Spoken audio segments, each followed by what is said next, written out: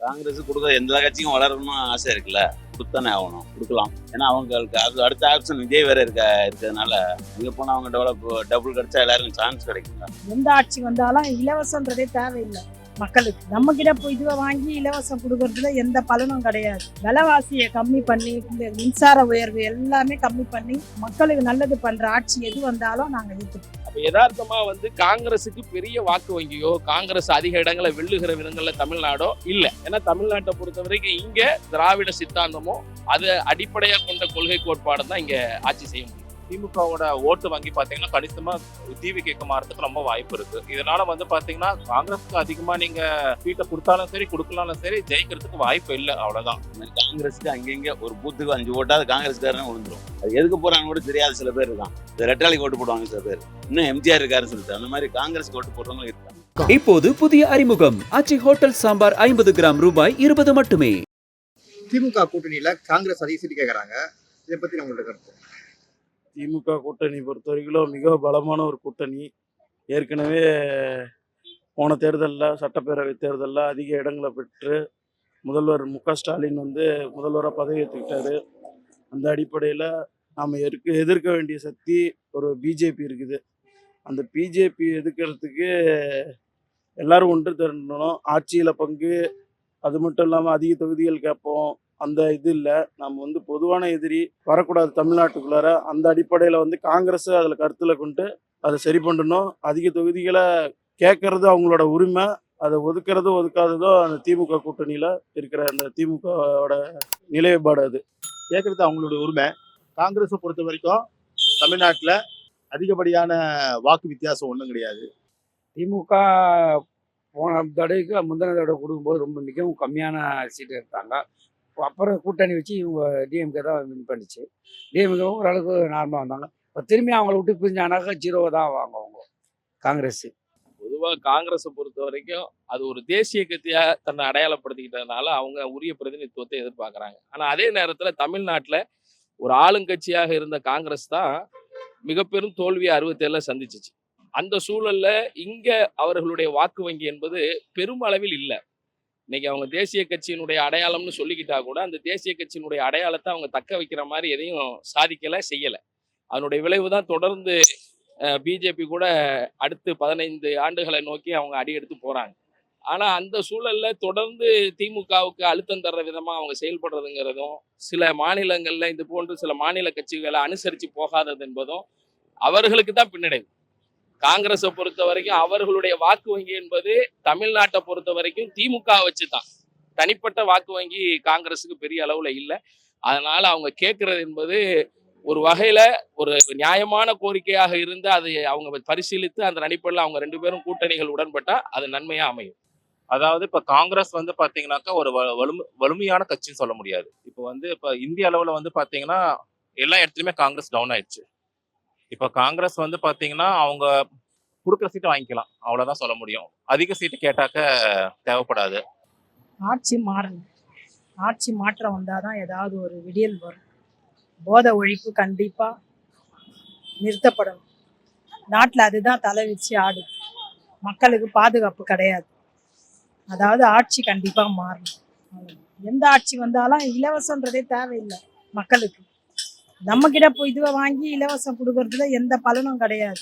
விலைவாசியை கம்மி பண்ணி, இந்த மின்சார உயர்வு எல்லாமே கம்மி பண்ணி மக்களுக்கு நல்லது பண்ற ஆட்சி எது வந்தாலும் நாங்க ஏற்றுப்போம். காங்கிரஸ் அதிகமாக சீட்டு கேட்டாங்கன்னா ஒரு 35 சீட்டு கொடுக்கலாம் திமுக. அப்படி இல்லைன்னா கம்பல்சரி அவங்க இது பண்ணாங்கன்னா ஒரு 15, 16 இப்படின்னு வர்றதுக்கு வாய்ப்பு இருக்குன்னு நினைக்கிறேன். தனியாக நின்னாங்கன்னா காங்கிரஸ் கொடுக்க எந்த கட்சியும் வளரணும்னு ஆசை இருக்குல்ல, கொடுத்தானே ஆகணும், கொடுக்கலாம்.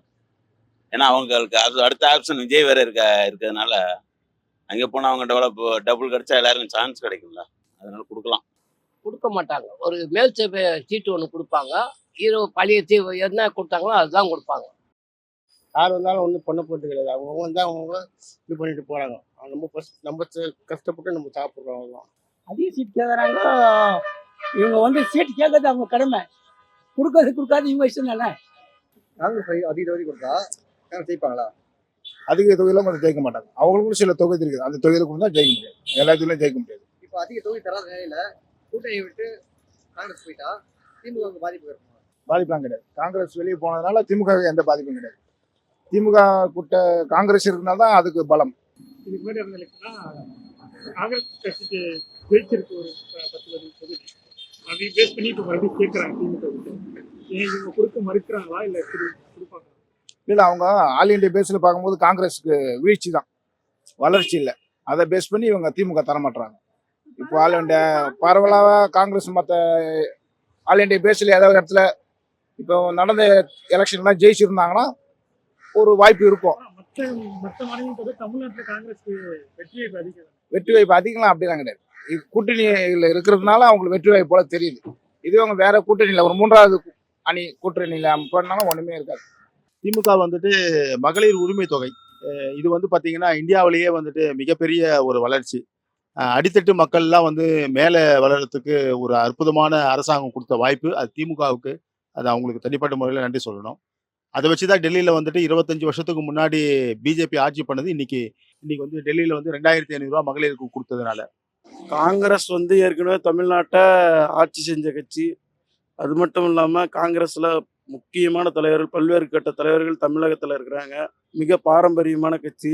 அந்த கட்சியினால் தொடர்ந்து ஆட்சி தக்க வச்சுக்க முடிஞ்சிச்சு. ஆனால் இப்போ வரக்கூடிய காலங்களில் அந்த கட்சிக்குள்ளேயே ஒரு மிகப்பெரிய பிளவுலாம் ஏற்பட்டுருக்கு.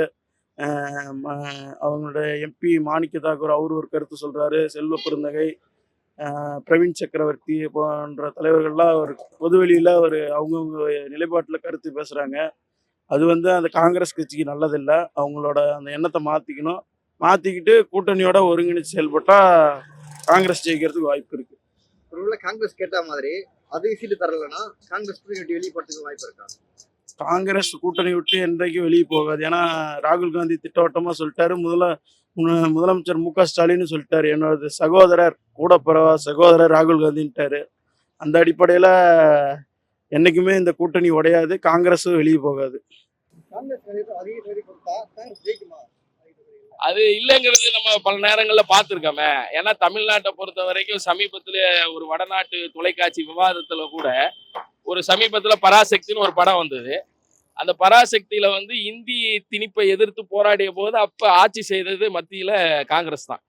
அது ஒரு பெரிய விவாத பொருளா கூட ஆச்சு. நீங்க காங்கிரஸை எதிர்த்து தானே தமிழ்நாட்டுல வந்து அரசியல் பண்ணீங்க, அப்ப அதை தமிழ்நாட்டு மக்கள் ஏற்கலையா? அதே காங்கிரஸோடு நீங்க இப்ப கூட்டணி வைக்கிறீங்களன்னும் போது அந்த பதில் வந்து பெரிய நெருக்கடியை தந்துச்சு அதுல கலந்துகிட்ட திமுக சார்பான பேச்சாளருக்கு. அப்ப யதார்த்தமா வந்து காங்கிரஸுக்கு பெரிய வாக்கு வங்கியோ காங்கிரஸ் அதிக இடங்களை வெல்லுகிற விதங்கள்ல தமிழ்நாடோ இல்லை. ஏன்னா தமிழ்நாட்டை பொறுத்த வரைக்கும் இங்க திராவிட சித்தாந்தமும் அது அடிப்படையா கொண்ட கொள்கை கோட்பாடு தான் இங்க ஆட்சி செய்ய முடியும்.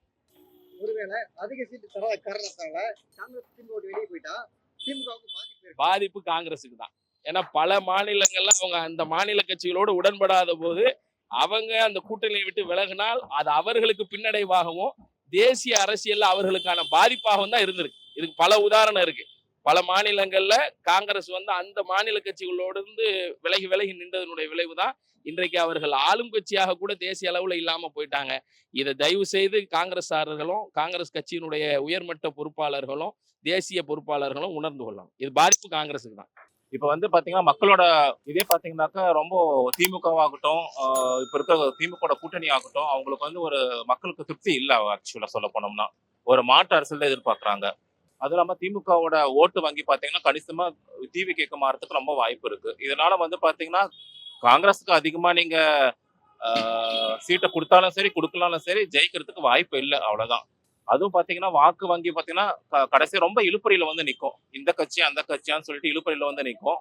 ஆனா கண்டிப்பா இந்த தடவை மாற்றம் வரதுக்கு வாய்ப்பு உண்டு. சீட்டு அதிகம் தராம காரணத்தால காங்கிரஸ் திமுக வெளியே போயிட்டா பாதிப்பு திமுக கண்டிப்பா பாதி இருக்காது. அவங்க ஆக்சுவலா இப்ப யார் யார் வராங்களோ அவங்க எல்லாத்தையும் அரவணைச்சுக்கிறாங்க. யார் வந்தாலும் சரி. இப்ப ஓபிஎஸ் பேசிட்டு இருக்காரு, ஓபிஎஸ்க்கு ஒரு சீட்டோ 2 சீட்டோ கொடுக்கலாம். பிரேமலதா அவங்க அதுக்கு ஏற்கனவே போயிட்டாங்க. அவங்க கிட்ட ஒரு 6 தொகுதி கேட்டிருக்காங்க. அது எவ்வளவு பேரம் பேசுவாங்களோ தெரியாது. ஸோ இப்ப ஸ்டாலின் அவர்கள் ஆகட்டும், திமுக கட்சி ஆகட்டும், யார் வந்தாலும் அரவணைக்கிற இடத்துல அவங்க இருக்காங்க. அதனால அவங்களுக்கு எந்த பாதிப்பும் இருக்க வாய்ப்பு இல்லை. ஒருவேளை சீட் அதிகம் தராத காரணத்தால திமுக விட்டு காங்கிரஸ் பிரிஞ்சுக்கிட்டாங்க, திமுகவுக்கு பாதிப்பு இருக்கு. நிச்சயமா பாதிப்பு இருக்கு. ஏன்னா கூட்டணி இல்லாம திமுக வரலாற்றே ஜெயிச்சது இல்லை. ஏன்னா மற்ற கட்சியெல்லாம் அவ்வளோ வெயிட்லாம் இல்லை. காங்கிரஸுங்க எல்லாம் அங்கங்கே இந்த என் கடையில் கோல்கேட் பேஸ்ட் பேசினாவே கோல்கேட் தான் கேட்பாங்க. அது மாதிரி தேசிய கட்சினாவே காங்கிரஸ் அங்கே ஒரு 4-5 ஓட்டு எங்கேயாவது விழும். கோல்கேட் விளம்பரம் இல்லைனா கூட கோல்கேட் பேசிட்டு இருக்கீங்களா, இந்த மாதிரி காங்கிரஸுக்கு அங்கங்கே ஒரு பூத்துக்கு 5 ஓட்டாவது காங்கிரஸ்காரனே விழுந்துரும். அது எதுக்கு போறான்னு கூட தெரியாத சில பேர் இருக்கான். ரெட்டாலிக்கு ஓட்டு போடுவாங்க சில பேர், இன்னும் எம்ஜிஆர் இருக்காருன்னு சொல்லிட்டு. அந்த மாதிரி காங்கிரஸுக்கு ஓட்டு போடுறவங்களும் இருக்காங்க. நிச்சயம் பாதிப்பு இருக்கும். ஒருவேளை சீட்டு அதிகம் தராத காரணத்தினால திமுக விட்டு காங்கிரஸ் போயிட்டாங்கன்னா திமுகவுக்கு பாதிப்பு இருக்குமா? இருக்கும். ஓட்டு சிறுபான்மையர் ஓட்டெல்லாம் போயிடும். கிறிஸ்டின் ஓட்டு முஸ்லீம் ஓட்டெல்லாம் விஜய்க்கு கொஞ்சம் போகும். அதிக இடம் தராத நிலையில திமுக விட்டு கூட்டணி விட்டு போயிட்டாங்கன்னா திமுகவுக்கு பாதிப்பு இருக்குமா?